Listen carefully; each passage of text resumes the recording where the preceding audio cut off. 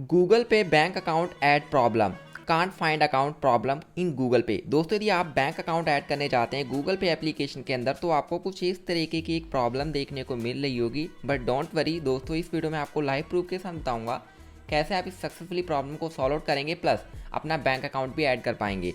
काफ़ी यूजर्स कह रहे हैं कि भाई हमारा जो है यहाँ पे नंबर भी डला हुआ है, सिम भी डला हुआ है, फिर भी हमें दिक्कत आ रही है। तो चलो मैं आपको रीज़न बताऊंगा और इसी के साथ साथ सोल्यूशन भी इस वीडियो में बता दूंगा।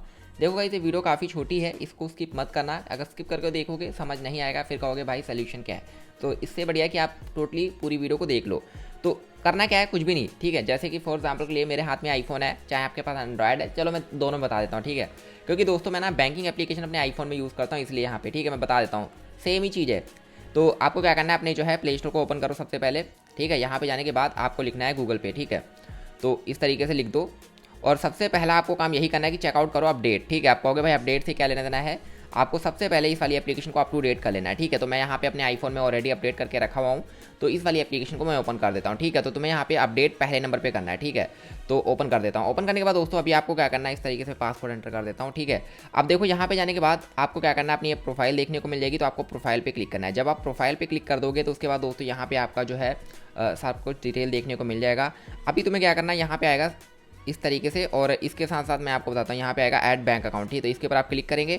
जब आप यहाँ पे क्लिक करेंगे ना, तो यहाँ पे क्लिक करने के बाद तुम्हें क्या करना है, यहाँ पे सबसे पहले जितनी बैंक्स हैं, तो एक काम करना, अगर आपको जो भी आपका बैंक अकाउंट है तो यहाँ से आप इस तरीके से फाइंड आउट कर लो। अगर यहाँ से ना मिले तो यहाँ से सर्च करो, जैसे कि मेरा बैंक ऑफ इंडिया में है, तो मैं इस तरीके से जाता हूँ बैंक ऑफ इंडिया, ठीक है। जैसे सर्च करूँगा यहाँ पे मिल गया, ठीक है।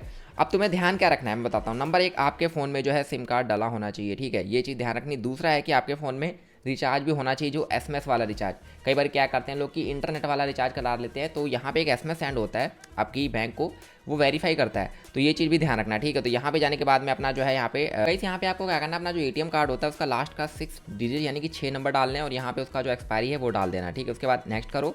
उसके बाद दोस्तों यहाँ पे आएगा क्रिएट पिन, इसके ऊपर आप क्लिक करोगे। क्लिक करने के बाद यहाँ पे इस तरीके से इंटरफेस आएगा। अब यहाँ पे आप जब भी चेकआउट करोगे कि आपको जो एक ओटीपी भी जाएगा, ठीक है। तो यहाँ पे अपना जो है एंटर 6 डिजिट ओटीपी, तो यहाँ पे जो ओटीपी आए वो डालो। अभी आपको एक दिक्कत आ जाती होगी जो कांट फाइंड अकाउंट, वो भी मैं आपको बताता हूँ क्यों आती है, ठीक है। तो यहाँ पे मैं फटाफट से डाल देता हूँ।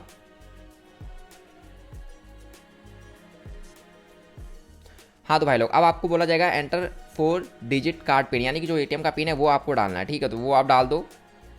एटीएम पिन डालने के बाद दोस्तों अब आपको पूछा जाएगा set 4 digit UPI PIN. UPI PIN बनाना है जिसकी मदद से आप किसी को पेमेंट करते हैं, तो आपको बार बार कोड डालना होता है, ठीक है। तो यहाँ पे हम अपना यूपीआई पिन भी डाल देते हैं, ठीक है। तो इस तरीके से बना देता हूँ अपना यूपीआई पिन।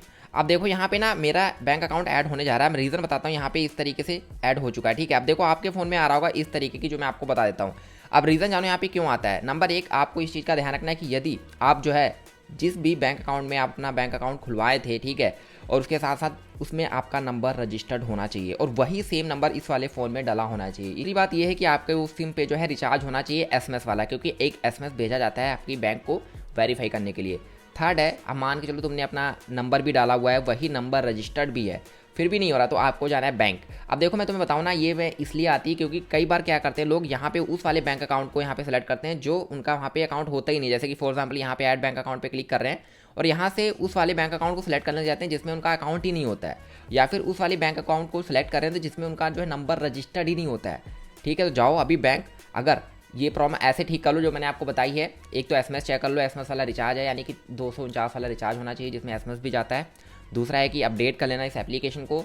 तीसरा है कि आपका नंबर जरूर रजिस्टर्ड होना चाहिए, और चौथा ये है कि भाई वही बैंक सेलेक्ट करना जिसमें आपका नंबर रजिस्टर हो और जिसमें अकाउंट खुला होना चाहिए। ऐसा नहीं कि भाई आपका अकाउंट है पंजाब नेशनल बैंक में और आप यहाँ पे बैंक ऑफ बड़ौदा में यहाँ पे प्रोसेस करने लगे, तो यहाँ पे नहीं आएगा। जब किसी दूसरी बैंक में जो यहाँ पे सिलेक्ट करेंगे तो वहाँ पे आएगा कांट फाइंड अकाउंट, यानी कि आपका अकाउंट नहीं है। तो आप यहाँ पे दिक्कत मेन यही आ रही है कि लोगों का नंबर रजिस्टर नहीं है। तो जाओ बैंक, वहाँ पे रजिस्टर करवा के आ जाओ नंबर, फिर आपका ये सक्सेसफुली हो जाएगा, और वहीं पे इनसे सोल्यूशन भी ले लो। सोल्यूशन मतलब वो वहीं पे आपको बता देंगे रीज़न क्या था। तो दोस्तों ये वैसे मैंने आपको जो चीज़ें बताई हैं, 2-4 चीज़ें ध्यान रखो, घर बैठे ही हो जाएगा आपका यहाँ पे अकाउंट सक्सेसफुली ऐड, ठीक है। बाकी अगर कुछ पूछना है तो प्लीज़ आप मुझसे कमेंट बॉक्स में पूछ सकते हैं। आज की इस वीडियो दोस्तों इतना ही, मिलते हैं नेक्स्ट वीडियो में। Thank you so much guys.